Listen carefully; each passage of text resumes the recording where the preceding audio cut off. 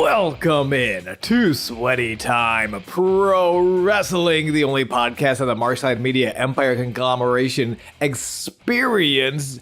Words almost got away from me. Breaking on down episode by episode, beat by beat, and sweat by sweat. Lucha Underground.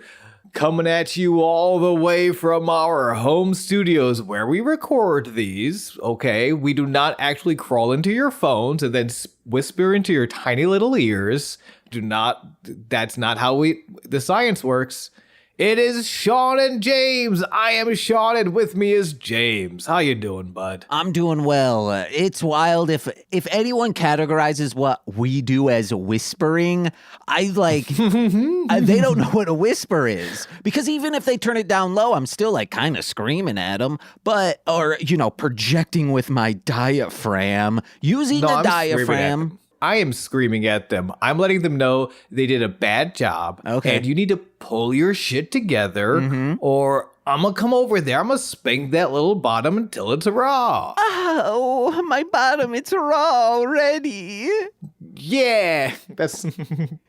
my bottom came pre-rawed.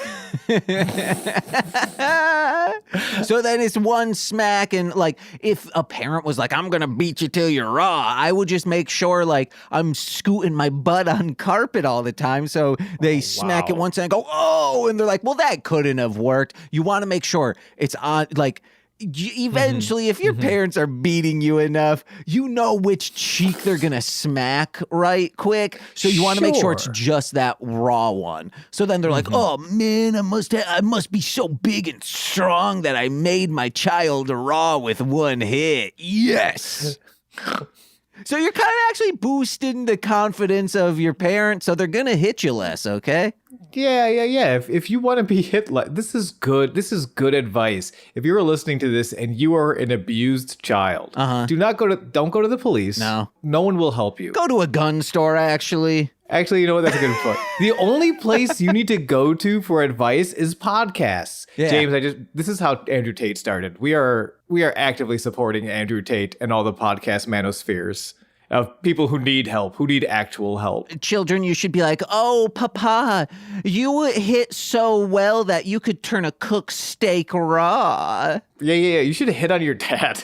Oh, you should hit on your dad, regardless of your situation in life. Well, that's just boosting. There's a difference between flirting and flattering. And I think you're flattering him by saying, like, you hit so well, you could turn a cooked steak raw. Why not flirt a little bit? Not with the expectation of something, but just with the energy. You know what I'm saying? All right. Yeah. Be like, ooh, Papa, I love the way you cook that rice. I can't wait to put some ketchup over it. Ew. Maybe next week we'll have a protein in this meal. Oh, well, ketchup's a protein, okay? Wait, what? Yeah, no. if you eat it well enough, it Hold on, that doesn't make sense. It can boost you up. If you eat it well enough? Yeah. You can eat... Okay, how do you eat ketchup wrong? Like you shove it up your butt and then you go, Well, no, that's actually a good way. Nicole and I discussed it in length on... We discussed butt boy. Oh, maybe that's explanation required. I think we will be discussing the movie Butt Boy. Yeah. Okay. I thought explanation required was going to be, we will explain how to consume ketchup through your anus. No, but like that... No explanation required for that. The best way to consume materials is through the anus, because then you don't have to chew. It just goes straight to your bloodstream. And if it be hitting that prostate, even better. Yeah. Everyone talks about soaking a tampon in vodka and shoving it up there to get drunk. How about soaking a tampon in, I don't know, a protein smoothie? Ooh. How about that, huh? Yeah. Yep, you crazy college kids. Or just skip the tampon, shove it in there immediately. Just like go raw with that. Just like we're about to go raw is Monday Night Wrestling. Not quite.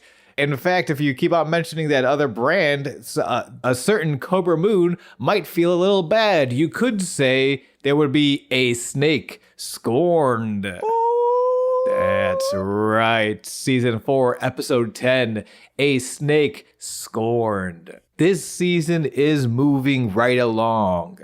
And this episode is no different. A lot more plot. Well, a little bit of plot, a little bit of padding. I will say the first match, I was so dang angry about. Yeah, but we got to get to something that's a new character development in the first scene that I'm digging, I'm loving. Well, we cut to Antonio's office in the first scene. Antonio opens an invitation to Johnny and Taya's wedding. Okay, you are not giving this the credit it deserves. Maybe you don't have the weird obsession that Nicole and I figured out we both have, in the 12 years that we've been together. He whips open butterfly knife and then cuts open the invitation. Antonio's a goddamn butterfly knife, man. However, usually when you see someone with a butterfly knife, you're like, that's the coolest person I've ever seen. Whenever it shows up in a Death to Squids episode, someone just whips out a butterfly knife. Jose, Nicole, myself, we're cheering along. But I don't know how you can turn something so peak cool into something top tier goofball, but that's what Antonio does when he whips it open. But he pulls out that invitation, sees it's this wedding invite, and he goes, it'll never last. What a goof. That might be the magic of camp. Yeah. Like, we've discussed this, but I think especially this season and how, like, story rich it is. Lucha Underground is just campy as hell. It's a super magical ability where you can do the most impressive things you've ever seen and still be like, what a goofball. Okay, this is for people who are into comic books, but maybe have never watched Lucha Underground. This is the same exact way I describe Jurassic League, which is an Elseworlds title where all of the Justice League are dinosaurs in the Jurassic period, and it is both campy but also hardcore as shit. It somehow straddles the line. It's super cute, it's adorable, it's campy. Everyone's name is an absolute forced pun of a dinosaur name with like Batman, etc. I'll pull up a list later, but it's also like it works and it's brutal and hardcore. I suggest everyone check out Jurassic League as well as Lucha Underground Season 4, Episode 10, A Snake Scorned. Hiss. I realized just going might not be loud enough in mic. Actually, yeah, it was.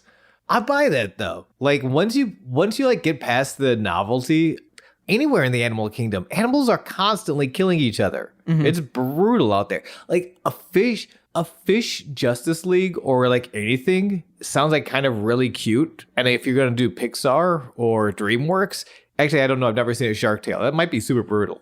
But like as soon as you get past that, you're like, oh my God, this is bloodthirsty. Everyone is dying all the time. What is this, my friends? That was last week. We're over the sad stuff now. But yeah, this is why you get to see like really cool like butterfly knife work and be like, this guy's a cornball still. Especially as, well, not this, but the end of this scene. Insane. Cobra Moon enters the office. She demands a trios title match for the Reptiles. We never got our rematch after Ultima Lucha. And Antonio brings up the Queen's recent big losing streak, which she kind of, maybe not all of the matches, but she's been losing the big ones a lot. You know, last week, the aforementioned Ultima Lucha. And Cobra counters. Her ranks are stronger. Antonio asks if she's sure about that because last he checked, her dragon was Dragon.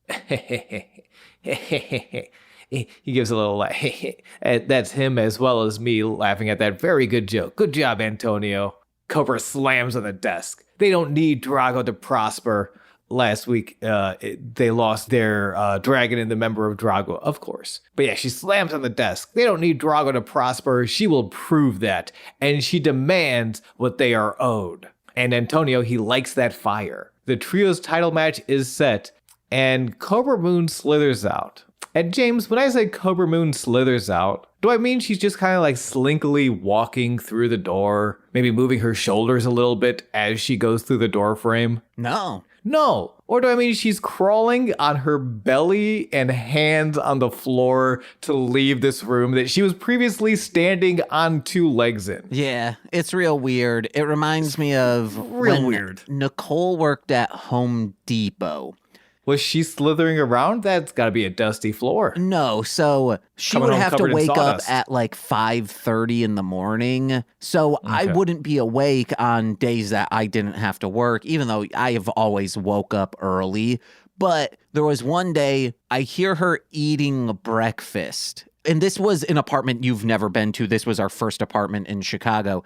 And I'm like, oh, she's probably not in a good mood. She needs something to brighten her day. I know what to do.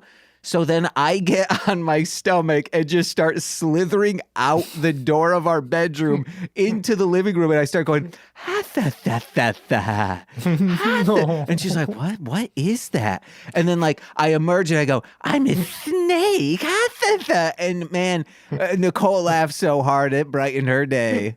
Oh, that's so cute. All right. You know what? The Cover Moon stuff is okay now. Nicole did something similar, I think, I hope to make me laugh. She was drinking water, and then she goes, hey, James, takes water and just lets it spits onto the floor, and she goes, I'm a Squirtle. This is pre us doing drug use. You two, I love you two so much. Then why don't you marry us? I tried. The state of Illinois said no. No, I love you two so much, and I'm so glad you two are together. Yeah. It's almost 12 years this month. Hey, real quick. Yeah. This is the pun work that Jurassic League is using. Bat Give me Sore, some Dino Supers. Bat Sore. Yep. Okay. Flash Raptor. Super Sore. Wonder Don. And then this one, I think, is the best for the heroes. It's Green Torch opposed to Green Lantern because, like, they just had torches back then. And They then didn't invent electricity's not there. my favorites for Joker, which is just Joker Zard, it's just like real, like, hey, first idea is the best idea or the only idea. I love that. But anyone who really likes the Transformers that's been going on, the Energon verse, whatever it's called, Daniel Warren Johnson also wrote this. So people who are into that might also like Jurassic League. Hell yeah. And also, before anyone comes at me, I realize that you don't need electricity to have a lantern, and I apologize for what I said on this podcast. Stop coming at me. Oh, people will be coming for you, okay? They're like, when will "Oh." they? I would say, but when will they come on me? I don't the know. The world may never know. Or in you. Within you or without you. You know that song "Within You or Without You" by the Beatles? That's all about getting jism in your hair. Oh, hell yeah. I gotta start listening to these Beatles more. Hell yeah. And we gotta get over to this desk with Vampiro and the dude with his finger on the beat and pulse of the city of Los Angeles, Matt Stryker. And I hate to question Vampiro, but Matt Stryker seems like the opposite of a dude with a beat and a pulse on anything. In fact, he kind of seems like a dork. Oh, no, I think Matt Stryker, as a real estate agent, he would need to have his beat and finger on the pulse, you know? Damn, I forgot he was a real estate agent. Okay. Happy to be wrong. And that's not me diminishing him as a real estate agent. You literally, in order to be a good real estate agent, would need to know the happenings in the city. So if someone's like, hey, I want a quiet place. Hey, you can go hang out with the dude from The Office, you know? And if someone's like, hey, I'm trying to find the best high spot professional wrestling in the world, he's like, I think something's called Pro Wrestling Guerrilla. I've actually never been. Do you want to look at this apartment? Yeah, it's right above Pro Wrestling Guerrilla. Yeah, but he's never been. The Trios Championship match. There's a Trios Championship match tonight. What we saw Cobra Moon slither out of the office for. But Killshot is double booking himself in a Gift of the Gods Championship match against Dragon Azteca as well. Whoa. And what the hell is the Rabbit Tribe doing in the ring? And what the hell is this priest doing outside of the ring? We keep cutting back to him. I didn't mention because I didn't catch them drop it initially, or maybe I heard them drop it and I didn't know that was going to come up. But there is a priest at ringside all day. They keep calling him Father Rick O'Shea. Get it? Ha ha ha. And real quick, it's further down the line, maybe in the last match. I think M. Night Shyamalan is in the crowd. There was someone who looked so much like him that I was like, wait, I think that's M. Night. This is wild. The biggest twist of all, he takes off his mask. It's Robert Rodriguez. He's out there to have or he doesn't take off the mask. That's why he's dressed like M. Night Shyamalan. He doesn't want to look like he's dipping into his own product too much, but how do you not come to these shows? Yeah, this entire event was staged in order to capture the sick, twisted serial killer that is Matanza. He's a real problem. Speaking of, it's the Rabbit Tribe. And by the Rabbit Tribe, we mean Paul London and Saltador, because Mala Suerte has been disappeared as of last week. But luckily, a tribe can be 2 people, and as long as it's 2 people, we can continue calling them a tribe. Antonio is here after the introductions. Paul London, back again, I see. And I swear, the first thing I wrote, I swear if Paul keeps sacrificing off this whole tribe, Paul takes the mic. He says, we learn Mala Suerte indeed does not, quote, do it like a rabbit, because a true rabbit would never take a beating like he did. So I'd like a chance at retribution. And Saltador will show you what a true rabbit can do. Salty, don't let us down. It would have been wild if this was a squash match in favor of Saltador. Like if it would be unexpected. It would be very M. Night Shyamalan. Yeah. Oh, he's in the crowd. He's like, I wrote this part, guys. So of course, it's sacrifice to the gods. And then Matanza runs out. I am wondering how many sacrifices do you think will need to happen? I guess we could just be like, all right, who's all on the mid card? Okay, that's how many. Yeah, it's like this. Your roster's not that big. Your mid card is not.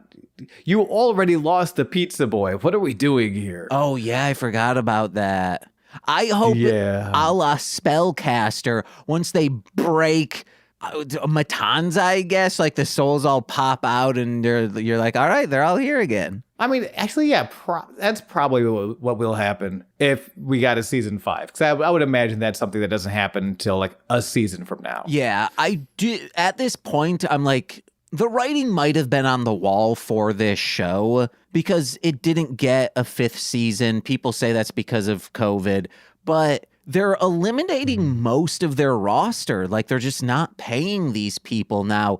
And we've seen it multiple times. And before I tell you what I'm about to say, remember last year, the Mundo versus Rey Mysterio, the lead up to that, those beautiful graphics, everything just looked so professional. And what we have this year is just like decently photoshopped stills of both contestants with like a verses in the middle. It looks so just standard. It looks very not low budget, not no budget, but not extravagant. It doesn't look like a Hollywood production anymore. It looks like JCW. And or do you want to know what? Maybe JCW looks a little bit better. I don't think it sounds as good, but it's why current day JCW. If it looked like 2004 JCW, something went wrong. But oh boy. I know feel what you're like saying. Yeah, maybe this show wasn't getting the attention it needed anymore. And maybe the network just wasn't getting the attention they thought they would be receiving. I think that's the other thing is it's not that this wasn't even doing well for the network. Maybe just the network wasn't doing well. And as I've alluded to before, someone I have spoken to who did work for the network, I think from their anecdotes that they told me off mic, that probably is it.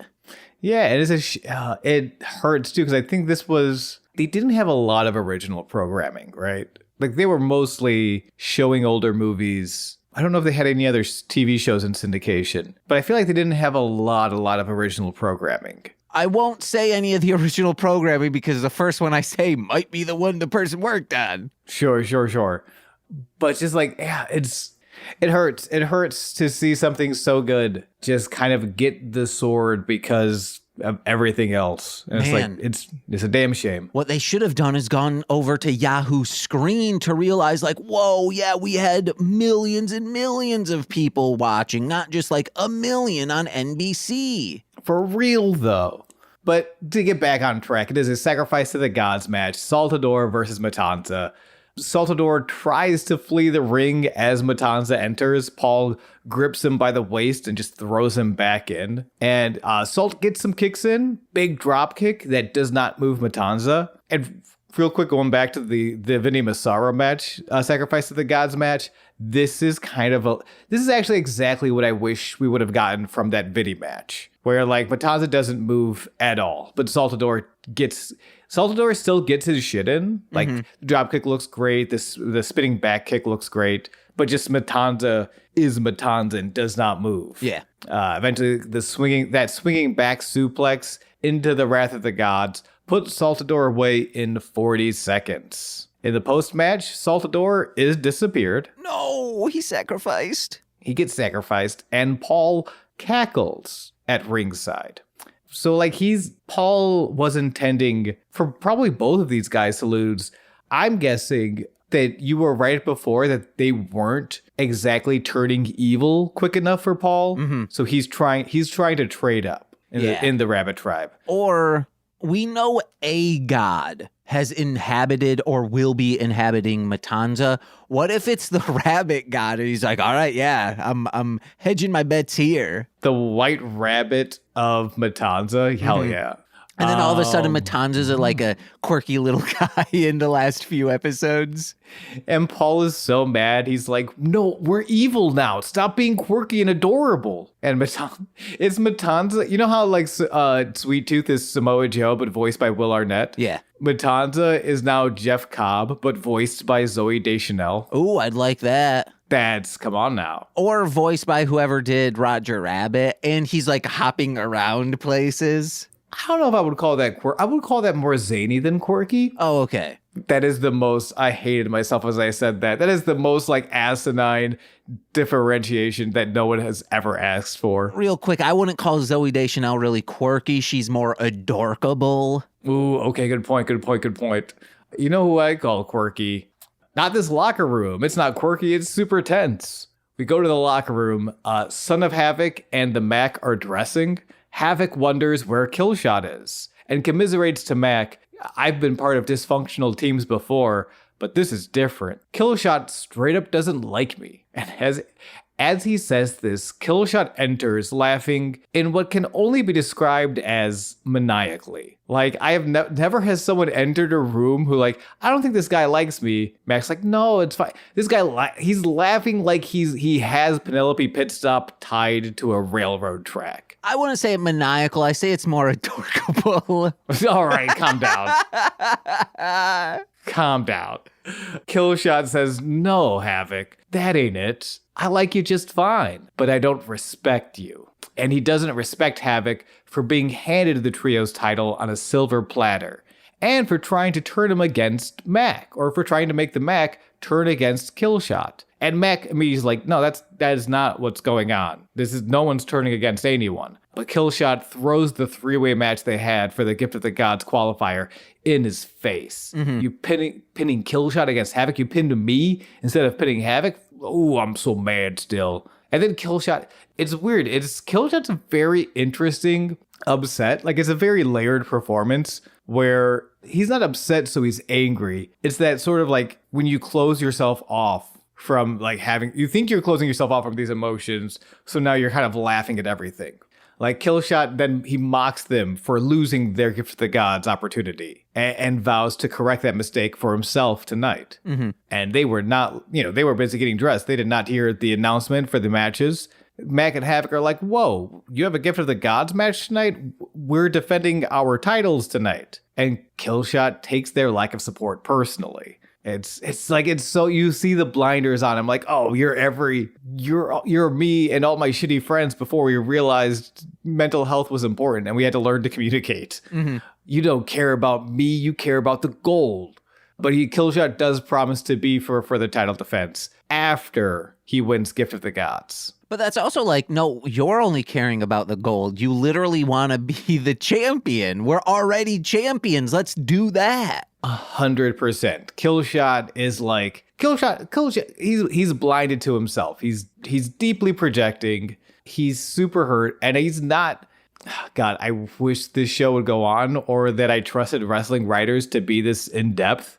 He's not admitting that the loss of AR Fox hurts. Mm-hmm. Like he's Dante Fox, excuse me. He's not admitting to himself that he misses Dante Fox and that he's hurt by him leaving. So like now everything is just like he's internalizing it and he's projecting it out, and it's kind of super sad. Mm-hmm. But yeah, especially because when we'll get to the matches, people are still really behind Killshot. Like until the end. I mean, they're not behind him until the end. They're behind him until the end. Yeah. Killshot brushes past Havoc and he turns around. He has like one more thing. He says, "You know what, Havoc? You were right. I don't like you." Whoa. I wish he had said, "On second thought, you were right. I don't like you, but I do respect you." Like he flips what? It. Like, what? Yeah. And then he pounds a locker open, and he Fonzie's open a locker, and there's Big Rick's skull smoking a cigar. And Mack's like, "Oh, shit." The custodial staff, as I asked them, didn't clean out the locker with Big Rick's skull. They're probably busy. I'm not gonna give them too much shit. I feel like Mack is the type of person that wouldn't bother the custodial staff. You know what I mean? He'd ask for what he wants, and he'd be like, "Oh, you guys are probably. I'll give you the benefit of the doubt this week. Like 2 weeks, you might just be very busy. 3 weeks, you're just leaving a skull smoking in my locker. Now you're being rude." Yeah, I know you guys are really busy cleaning up neck blood. Yeah. And all the pizza grease being left behind by the pizza boy. Pizza boy has been disappeared. He's been sacrificed to the gods, but pizza grease mysteriously is appearing in all of the locker rooms. For some weird reason, like these mannequins keep peeing. I don't know how that's happening. I'm pretty sure Vampiro's behind it. Oh, God damn it. Okay, yeah. And then, they're saying that's not pee, that's my squirt, baby. Next week, we go back to the desk. Next week, we get a rematch with Penta and Cage for the Lucha Underground title. Last man standing. Ooh, with bad graphics. Yeah, later tonight, we'll hear from Cage, but first, the Gift of the Gods Championship match, Killshot versus El Dragon Azteca Jr. Both men come out. Killshot paces coolly as Dragon fires up the crowd. Bell rings. It's a great match. Very, very good match. Before the match begins, as he's firing up the crowd, he is so focused on the entire crowd, he doesn't immediately notice the fan off to the right of him, just like screaming like, "Yeah, give me a high five." And then he does see it, high fives him, and that person fucking freaks, just like, "Oh!"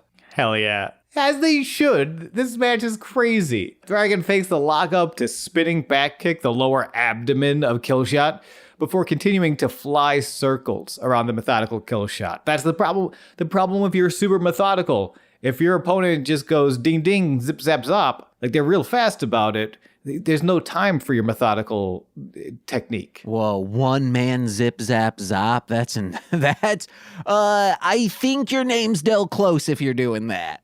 Hey, one man's zip, another man's is another man's zap, and possibly a third man's zop. And that's the gift of the Magi. And that's the gift of years of improv classes. That is not a gift. That is $5,000 well spent. Killshot escapes to the outside. Dragon runs, but Killshot kind of slides back in, sort of baiting Dragon out. And this, as soon as I saw this, I'm like, this is going to be violent. Dragon slides back in, but Killshot is there waiting with a massive double stomp right to the spine. Mm-hmm. I was just like, oh, like it looked like a Mortal Kombat brutality. Oh, yeah. Or X-ray move. Yeah.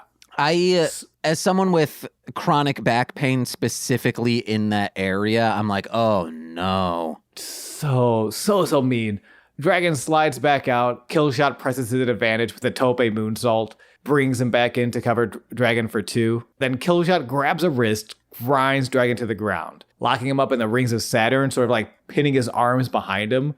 before flipping him over for another pin attempt. And then Killshot overcommits to shoulder tackle. So it's Killshot, does find that's the trick to Killshot. And it's one of the things, like, he is very fast. How he affords to work such a methodical pace is he uses that speed to find one opening and then just fucking hits you really mean. Just gets just some brutal one shot and then can grind you out and like start wrestling a little more technically. But he overcommits to that shoulder tackle, lands on the apron as Dragon hits the flying head scissors. So like he's on Killshot is on the apron. Dragon climbs to the top rope. Boom, Hurricane Rana off the top rope to the apron to the floor. Oh, back in the ring, cover for 2. And that's when we get the let's go Killshot Azteca.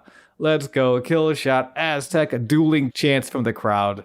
And Vampiro's like, oh, yeah, like both men, or it's probably Striker. This seems more Striker's speed. The crowd's evenly championing both of them. And it's like, no, the Azteca chants are a little more loud than the kill shots. Maybe, you probably, but that could also be, there might be some crowd sweetening there. I was going to say, don't say crowd sweetening. And it's just, don't no. say it. Look at the graphics this season. They're not sweetening shit. You go back to craft services, guess what?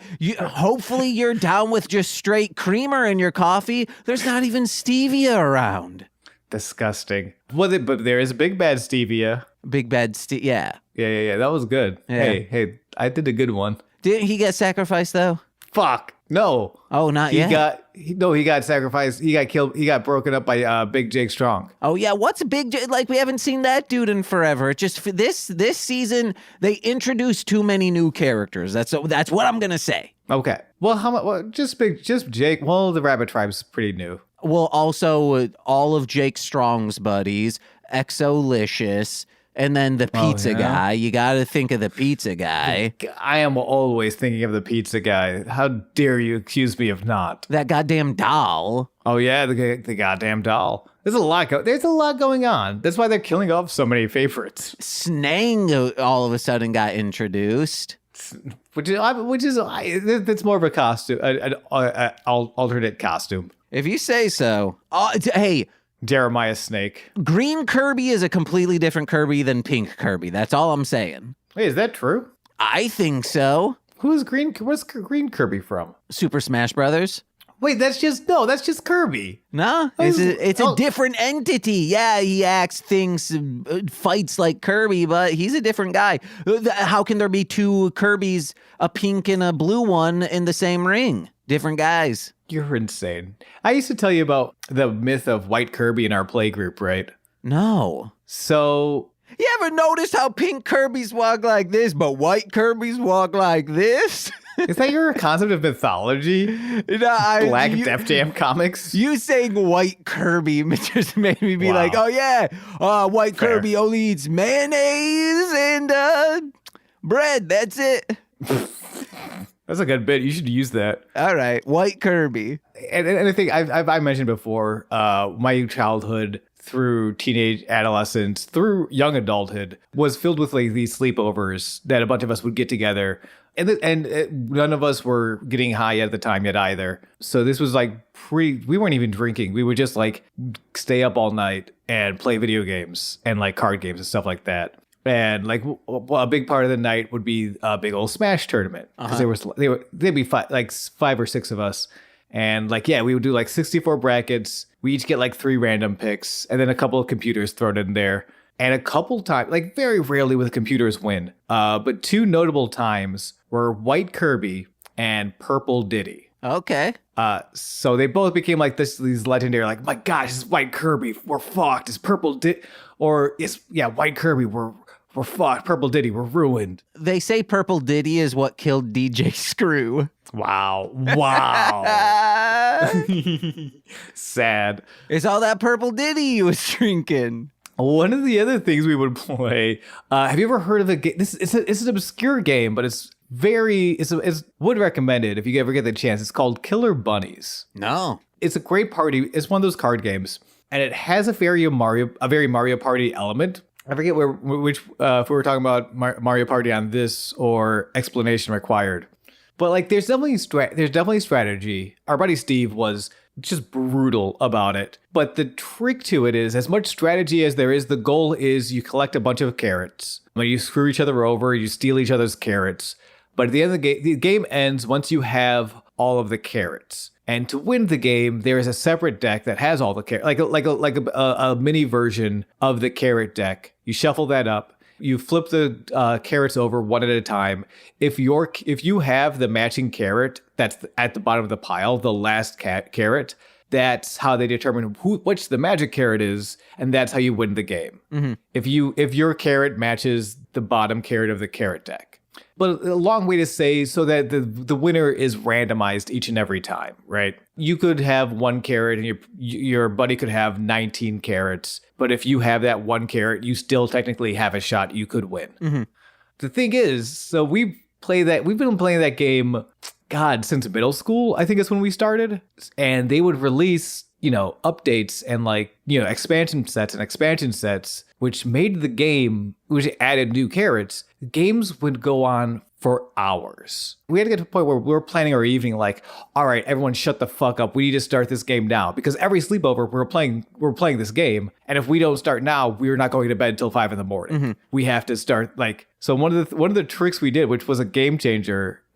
God, I'm spending too much time on this, but I love this. While we were playing Killer Bunnies, we would have Smash Brothers running in the background, like all computers. And the way we would do it is each of us would choose a champion. We would choose a character, and to be played by AI, and then we would have Purple Diddy and White Kirby. Hell yeah, the legends. And if White Kirby won, so if your character wins the Smash game, you just get to choose a carrot. You get a free carrot. Hell yeah. Speed the game up. White Kirby wins, we all get a carrot. Ooh. Purple Diddy wins. Everybody has to put a carrot back in the pile. Oh no. So green Kirby is just Kirby. White Kirby, though, that's a whole different character. That was a long way to tell you that story. I was thinking wait, why are we talking about Killer? I don't know the White Kirby lore. You didn't touch on that. And then I was like, okay, we did a similar thing called Brawl Bets where we would, it was all level 9 characters. We would choose one computer. And if your computer lost, you were, I think, the first person out, the person who won, you had to do a dare that they say. Yeah. Oh, I love that. That's brawl bets. Brawl betting was so much fun, especially when you realize some people were better at brawl than others. And after a while, it's I love this game, but we're just getting our asses kicked. How do we keep playing this game and make it interesting? Uh-huh. Oh, what if one of us has to smell the other's farts? But it was computer, so it's it is somewhat randomized. 100%, as was ours. Hell yeah. Oh shit. Okay, yeah. I forgot we're in the middle of a match. Mm-hmm. A little disrespectful slap as wakes up Killshot as they exchange running blows to the corner. In and out of the ring, Dragon cat and mouses Killshot around the ring, baiting him in as Killshot slides back in. Boom! Top rope leg drop. Well, kind of answering for that double stomp from the beginning of the match. Fighting spills to the apron. Killshot splats Dragon with a Death Valley driver. And Killshot with a double stomp, but Dragon kicks out 2.9. And I think this is when you see strikers hyping this event up, just loving it. But you see in the background, Vampiro gets up out of his seat and is just telling the crowd, fucking go for it. Get nuts, guys. Yes, they do. Standing strike exchange for their lives. Dragon hits the ropes, finds a tornado DDT to win the match in 6 minutes and 54 seconds. Hell yeah. And Killshot takes this well. Well, Dragon is up first. He's applauding the crowd as well as his opponent. He's like, that was great, huh, guys? He's almost like Vampiro hyping everyone up. Just that was fucking amazing. Mm-hmm. He lays the title down. He offers his hand in a handshake of respect and gratitude to Killshot, to which Killshot ignores and opts to just growl and kind of scowl and say, ooh, I'm mad, to the better luchador tonight. You could say that Killshot takes this well, or more accurately, you could say he bitches and moans and takes it really poorly. He took it well, but then a dad who's really good at hitting hit it so bad that he took it raw, He's raw about it now. He's real. He is super raw. One of the coolest things I've ever seen at this temple. We go to the temple rooftop. Not in the temple, on the temple. On the temple, Drago looks pensively out as Aerostar approaches from behind. Fuck, I'm sorry. I love this shit so goddamn much. Yeah, man. This, as I said, hey, writing on the wall, graphics wise, but this, it's still shot well. It's lit well. I would consider maybe 90% of the lighting is coming from Aerostar's costume, but it still looks really cool and is rad. Yeah, it looks so cool. It's everything I want Lucha Underground to be. Like, you could cut half, and I like the other shit. You could cut half of it and just like more of this. So yeah, Drago looks pensively out. Aerostar approaches from behind. Here you are. We fought to free you. We fought hard to free you, but you've kept yourself hidden. And as a reminder, Drago, who has been under the control of the Reptile tribe, was finally freed just last week by his friend Aerostar. But apparently he has been keeping himself hidden. And Drago answers, I don't deserve this second chance. I did things as part of the Reptile tribe that can't be forgiven. Aero puts a hand on Drago's shoulder. Goo, my feels. It wasn't you. It was Cobra Moon. She pulled the strings, but now those strings have been severed. Friend. Drago snaps back. I don't remember much, but I know I'm no longer deserving of your friendship. And he finally stands up, this Drago does. I must go now. Please forgive me. Aero extends his hand. We will meet again, my friend. And Drago, this time he takes the hand. Like before, Aero has been extending, but Drago's just kind of been off. Drago chooses to take Aerostar's hand, but he says, I'm not so sure. And in a blaze of fire, Drago vanishes. And as Aero looks at that fire, he says, I am. Motherfucker. This is wrestling. This is both soap opera, storytelling, and wrestling. This is everything I want from television, from wrestling, from friendship. This was great. And everything I want from, an aerial animal. He can fly, guys. Why doesn't he do it in the ring? He could show up Sting. Like, hey, this is how it's done. You can drop from the ceiling. Well, guess what? I can find you in the ceiling by hopping up there with my little wings. Fuck, Sting would be such a good addition to this. If it was Drago, Aerostar, and the only person that can bring them back together is Sting. God, you could go so many places. Like, you could go I love this so much. And it's this sort of just like that I think we're missing sometimes, of this level of melodrama. Like, the stakes are so personal and so real. And I'm almost like, this season sometimes it feels almost a little too Americanized, like a little too tongue-in-cheek sometimes. And I'm like, you don't need to be really tongue-in-cheek at all. Just really commit to everything this hard, and you have something beautiful here. Because when you have that melodrama, it'll feel like pure heroin, like solar power, It'll make you feel like a virgin again. What are you quoting? Oh, I'm Lord album titles. All right. Go fuck yourself. Triples match. Trios titles. They're up for grabs. Yeah, I'm carrying the show now because Sean is predisposed doing something else. Something that needs to be done, okay? So these you could guys... have edited all of that out. You could have just edited out that chunk of time. No, so they're hanging out and they're like, Great. Well, we're 3 guys and we're going to be taking on what? Only 2 guys? Yeah, that's right. Killshot, he's in bad shape. He must not be willing to fight. He lost his will to battle. He's no longer there, so it's just the Mack and Son of Havoc in the ring, facing up, squaring up against Cobra Moon and her 2 disciples of Slithering. It's Daga and Jeremiah Snake.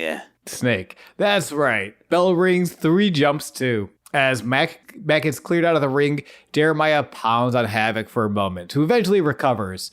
And the start of how Havoc starts this match, I described it as technicos all over the monstrous scumbag.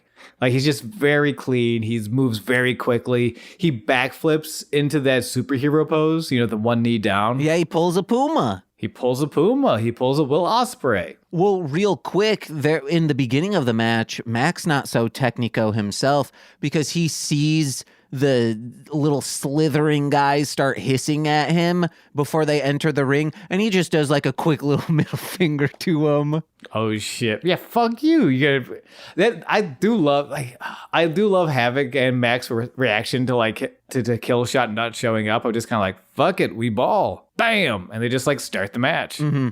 Eventually, Havoc drop kicks Jeremiah out of the ring, but Daga slides in, slaps Havoc down, and so Mack has to enter. One right hand, boom, levels the king of the reptiles. And then the queen enters, and Cobra with a rope-assisted Hurricane Rana takes down Mack. Mack answers with a dropkick, but Jeremiah comes back in to take out Mack. And again, it's that 3-on-2 starts to show its head. Until Killshot finally arrives, meeting Jeremiah one-on-one in the ring. Jeremiah spits at Killshot. Whoa. But Killshot stays composed. And that's not his spit, that's his snang.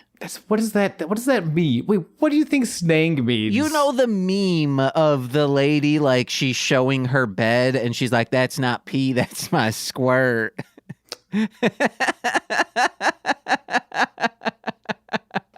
My old roommate and buddy Brandon, he would reference that all the time, and it's a meme that I love. Nicole hates it, and then I hate it now. I used to like it, now I hate it. On We Love Trash, they started saying that, and I was like, Nicole, you're not gonna like part of this episode, and she's like, why does everyone like this meme? It's not good. Brandon, I don't know you. We're enemies now, and I need you to know that. That's not my enemy. That's my snake. That doesn't make sense. That's my snake? He is snake. He is snake. Oh, yeah. Haktua, you gotta spit on that snake. Because spit down your throat till you drown on my snake. I'm so pissed. That's violent. Pissed. We're moving on. You spit down my throat so well it turns raw, baby. Oh, God. Snake style. So, yeah, Killshot gets spat in the face, but he doesn't sell it. He stays composed. He ducks and he dodges, he weaves, before he finally kicks Jeremiah in the head. And then he starts triangle choking Jeremiah in the corners when you choke someone like with your thighs. That is called a triangle choke. Okay, and then it just like kind of passes, right? Then Cobra comes in actually. She hits a triangle choke to Killshot. Whoa. Who's triangle choking Jeremiah, yeah. That's a triple triangle choke. Yeah, and then it kind of passes. Oh, wait, no. Then Havoc to Cobra. Then Daga to Havoc. Before Mack finally comes in, who does not break the hold up. Instead, he yells, "Break down the walls!" Before taking Jeremiah's legs. The guy who started, he's not triangle choking anyone. He's just getting triangle choked. Takes Jeremiah's legs, flips the whole chain over into a giant Boston Crab walls of Jericho. Hell yeah. Shit's so goddamn goofy. It's the shit that's so goddamn goofy, but nobody is treating it like it's goofy. Yeah. Right? Except Nicole, when she saw it, she's like, yeah, this is funny. 100%. Well, and I think that's what makes it so funny. Yeah. It's like Nicole, they don't treat it goofy, so that way Nicole can come in the ring and treat it goofy. And that's camp. It's when things are being played as serious, but it is goofy. Yeah, and I think you need you need that. It's to avoid the sort of Joss Whedoning of things, where nobody takes anything seriously, and after a while you're just like, then why the fuck am I watching this? Oh, I heard there's some crowd weedening in this episode. What does that mean? And if you like say crowd anything sweetening, but crowd wheatening, you know? Okay, that doesn't mean anything. I'm still not over the whole "that's not my pee" thing. I apologize. That's my snang. That means nothing. Oh, and I should say, it's not like being serious and it's funny. It's being sincere. Like, you're not playing this up for jokes. It's like this. No, I'm being sincere right now, but it is campy. The perfect prime example is in Sleepaway Camp, that aunt, wowzer. Her going like, 100%. Yes, I might have done that. Why did I put this ribbon around my finger? Yes, pondering. Yeah, very. And it comes off, Or I would even go so far as to say the Leslie Nielsen's performances in the Naked Gun movies. I might argue, as opposed to the Ant from Sleepaway Camp, he knows he's in a comedy. Also, Sleepaway Camp, other than that Ant, is not a comedy. God, that's a good movie. Oh, We should watch that again just to watch it. Yeah, I was thinking about, like, I'm constantly, when Nicole's like, hey, what do you want to fall asleep to? I'm like, I gotta be honest, Nicole. It's either going to be Body Melt or Sleepaway Camp. And she's like, why are those the things that you want to fall asleep to? And I'm like, they're not, none of them are scary to me. They're just great movies. Yeah. But yeah, there's something, I think, like, I would compare this spot because I think everyone knows Daga finally is the one. By the way, they all get flipped over and they all sell the Boston crab. They're all like, our backs, until Daga finally reaches the rope and breaks it. Like, I think, like, they all know this is a very silly, goofy spot. This is going to be comedy. But the way to make this work is we are sincere. And I think that's my strength. We talked before about, like, what are our strengths in improv and in comedy. And you mentioned, like, you can justify, which you are. You're very quick.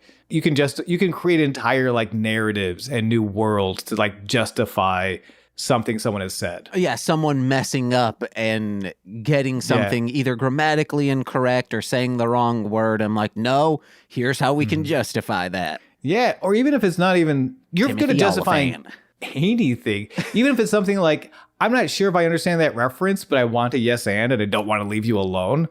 And you can justify what that means to someone who wouldn't understand the reference. Mm-hmm. Like, whether if it's a mistake, anything, you're just very quick at justifying. I think my strength is being the Ant from Sleepaway Camp, in that, like, I can play things very sincerely. Mm-hmm. Like, even if I don't understand it, I will meet you in that moment, and I will treat it with sincerity. Like, I will treat whatever you give me with, like, just, like, earnestness, and, like, yes, this is what we want. We are monkeys on the moon, and you slipped on a banana peel and you hurt your butt. And as your best friend, I want to take care of you. I don't want your butt to be raw. I'm sorry. Like I can approach it with that level of, like, whatever dumb shit you give me, I will be sincere with it at least. Now, people will probably come into the comments and say, well, what about that's not pee, that's my snang. Well, that's bullshit. Yes, that's okay, well, hold on. That's not improv. That's me being upset at a meme. And people on both sides will say, well, James couldn't explain it and he wasn't being earnest because it doesn't make sense. Like, there is no justification. Sense. Like, it's just a dumb pun. Sometimes you have to admit to yourself, I can't be the world's best improviser. I just need to be a person and let my actual emotions come to the surface. And I have never been more upset with you, James, than wait, what was the first part? That's not my spit, that's my snang. Yeah. I've never been more upset with you in my life. I also think I got good at being able to explain things because when I write raps, there's a lot of, like, hidden messages or like, it's very metaphorical speak, figurative speak. And there are actual times when I'm like, was I just trying to be like spooky satanic imagery, cool stuff, or what? Did this have a meaning to it? So then I have to think myself, like, okay, why was I real depressed at this moment in time? Hey, the art of self-discovery and self-work is a tricky it is not a tricky labyrinth. It is a beautiful labyrinth of just like justifying yourself to yourself, and then of course the end game being, I don't have to justify myself, I just have to live with it. And and you know what, I'm Timothy Oliphant, baby, I'm cool as fuck. And then you give yourself a big old hug because guess what, you are, motherfuckers, you are cool as fuck. I believe he was a star of Justified. That's why I keep saying his name. He is the star of Justified. He's also cool as fuck. Match is amazing, by the way. Definitely recommend checking this one out. And a lot of really quick, nice one-for-one action. We see the match really it hits second gear beautifully, hits third gear beautifully. We see it hit that fourth gear. We start wrapping things up as Jeremiah escapes a stunner. Mack hits the first stunner onto Cobra Moon. She hits a lung blower, he no-sells, boom, stunner. And that's when you know, like, oh shit, somebody's going home. Jeremiah escapes the stunner, but he eats a downtown Mack drop into the moonsault. That's what they started calling that Samoan drop.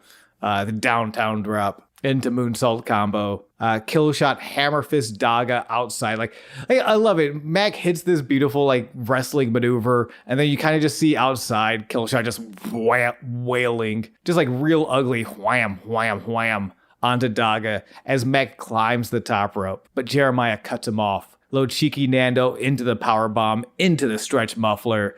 However, Havoc is there. He breaks it up, double stomp, before chasing that momentum, dives through the ropes into Daga, and unfortunately, Killshot as well. Like the suicide dive, he's just throwing his body. He's not really looking, and he levels Daga and his own teammate, who doesn't like or respects him. Sure, that won't come into play.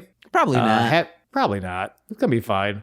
Havoc knocks down Jeremiah. He hits the top rope for that beautiful shooting star press, but Killshot is back up and pissed, and he knocks Havoc off of the top rope. Killshot actively sabotages his own teammate. Jeremiah hits the double underhook shoulder breaker, pins Havoc, and Killshot is there standing on the apron watching as he loses the trio's title and Havoc gets pinned in 8 minutes, 54 seconds. I really thought Killshot was going to have a nice turn of... I also thought they would retain the belt in a way that it would be Killshot protects or really like goes above and beyond to keep the belts, and then Killshot's like, hey, you want to know what? I had you wrong. That's not at all what happens, because he's so pissed. He comes up and he's like, hey man, why'd you lose? You're getting up now. Why couldn't you get up for at least 3 seconds later? It's really shitty. I do want to quickly say, I love how Snang and Cobra Moon, their team up offense was like, they did it in the last match as well. But it's like so cool. We don't have time to discuss it. We'll discuss it hopefully when they keep doing it. I'm so glad you brought that up because, they are... I think that the way I put it down is just him just throwing Cobra at his opponent and Cobra doing 10 different things. Like, it's insane. They're the way... Not just their double team offense, like it is beautiful, but it's also just so different from anything. It looks like a boy throwing a snake at you. Like I think that's one of the things I love about it. It looks like someone literally just threw a snake at you. And you're just like, and it keeps just biting you and doing different ways. Amazing. And it is very shitty the way Killshot just mocks Mack for losing. Like it wasn't your fault. Like you didn't do that. Like, It's a little polar, and it's a little polarizing. It's kind of like easy wrestling, and it'll be a great match between Havoc and Killshot. I think athletically, that's so exciting, and I'm looking forward to that. But it's like, from a storyteller, it's like, damn, dude, y'all could have done something. Y'all could have also served that arc. You know what I mean? It makes sense that if the snake tribe were to be the ones to get the belt, yes. I was hoping it would be them against White Rabbit in the sense that they killed Havoc's good friend. So then if Killshot and Havoc were to become friends, they all go after the White Rabbit tribe. But now it's just making room for these two different storylines, which is Mack versus Mill and Killshot versus Havoc. But in addition to putting the trios titles on the Reptiles, which, if for anything, then more Cobra Moon, Jeremiah, you can't keep calling him Snang because now every time you say Snang, I think of my squirt. Yeah. You've ruined this for me. But like, if we can see more of their double team, like, which is so fucking cool. Like, if you like, even if you don't have time to watch this match, go out of your way to find the way Jeremiah just throws Cobra Moon at people and they both just hit you. It's so neat. So neat. But I think Killshot lost big this night, not just in the ring, but in the hearts of the temple. He's now, we were rooting for him last year. The Marty stuff. Oh, no, we were rooting for him last year with the AR Fox stuff. And the Marty stuff, because the Marty stuff was last year too. No, I think that was 2 years ago. Okay, excuse me then. 2 seasons, we should say. Well, then that's 2 seasons of like us rooting for Killshot. It's like, damn, dude, this guy is like everyone. Like this guy was the guy. This guy was very easily one of the guys. It's a shame. It's a shame, is all. I don't know. I mean, maybe it's very good. Maybe that's the point. Is like how bad we feel is the point. It's effective storytelling. But yeah, I'm sad. Cage has shit to say with an in-ring promo. I have a little bit left. He says, next week, Pentagon Dark, you find out what I've been saying for years. I'm not a man. I am a... Penta scurries out from the back just to super kick Cage from the back of the head. He doesn't even get to say machine. I'm a blam. And this fucking brawl around the arena or around the temple is beautiful. I really love this. And real quick on Cage, a lot of my lady friends, when they look back at photos of them as teenagers, I never noticed it, but they clearly do as adults. They're like, oh, just look at my face to my neck. The foundation, just the skin tone does not match at all. What was I thinking? Well, guys, Cage's face foundation is not matching his torso foundation. Somehow super tan from the neck down. What is his face doing? Like, it's just not as tan. Maybe he didn't. Maybe he used like one of those cans of like the cans of spray tan, and like he didn't want to get in his eyes. Or he has just like a neck down tanning bed. Like he stands up so he can do squats. Yeah, it's an iron lung tanning bed. Ooh, yeah. But yeah, this brawl is insane. They fight to the outside. Cage dodges another super kick, so Penta ends up taking out a guy in the front row. And it gets worse. They fight up the stairs. They brawl all the way to the band platform. Penta takes the guitar from Metalachi. And when the guitarist is like, hey man, blam, Penta breaks the guitar over the guitarist's head.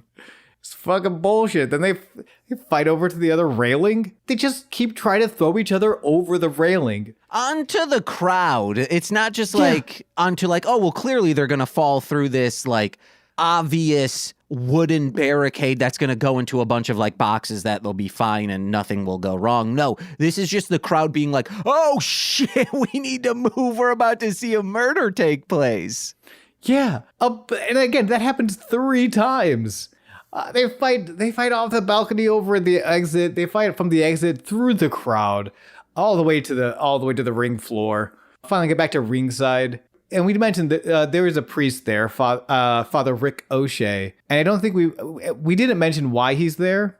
He's there to preside over Johnny and Taya's wedding. Which we find out here. I don't remember them saying that once.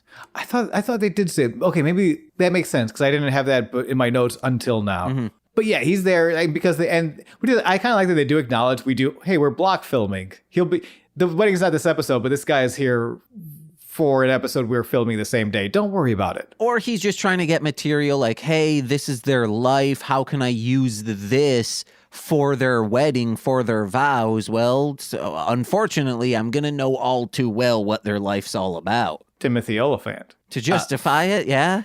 Did I say justify? No, but that was a good justification of why he's there. Oh, yeah. Timothy Oliphant. Yeah. Timothy Oliphant. Goggins.